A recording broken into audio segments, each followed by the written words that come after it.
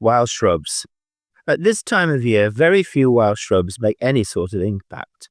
Hazels covered in catkins with their tiny carmine flowers, elderberry bursting bud, and perhaps gorse flowers are often the only ones to catch our attention.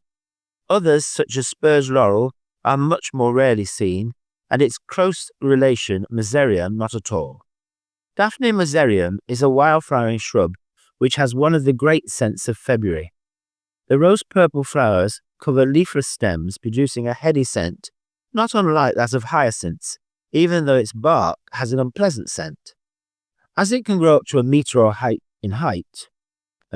more in height, the odor can be considerable, and in the past was thought to induce headaches and fainting fits when placed in a room. Due to its beauty, its scent, and its early flowering, it has been picked from the wild to virtual extinction. Luckily, it can still be seen outside London on the Warburg Reserve in the Chilterns. Equally fortunately, the wild plant and its various cultivars are common enough in our gardens.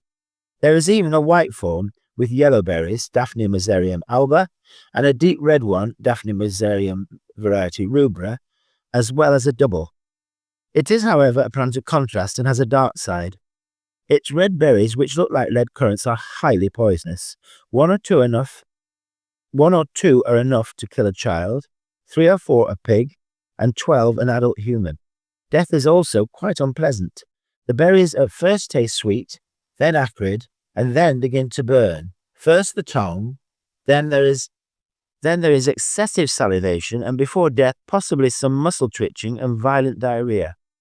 The berries, however, don't seem to harm birds, and snails even seem to relish them, even eating them while still unripe. Mezereum has been grown in our gardens for a long time.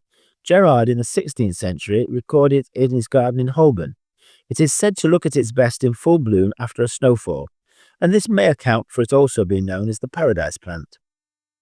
The closely related spurge-laurel, Daphne laureola, is still with us but rarely seen.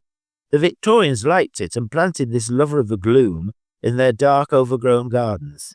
This month, the darker patches of woodland around St. Martha's Hill is a good place to look for it, where it may now be coming into flower. Its hanging flowers are more in evidence this month, though still hidden by its shiny evergreen leaves, giving the whole plant a melancholic or funereal look. A closer look at the flowers reveals they have orange anthers just visible within their throats.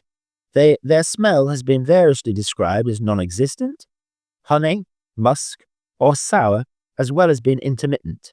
It therefore seems likely that the flowers may start off with some sweetness, and then either lose their scent or develop some more unpleasant notes as they go over. The whole plant, like its cousin mezereum, is dangerous in all its parts, including its black berries, which will come later, and are also known to burn and blister the tongue. Being quite so dangerous, it seems to have just been used as a last resort to treat cancers or procure abortions.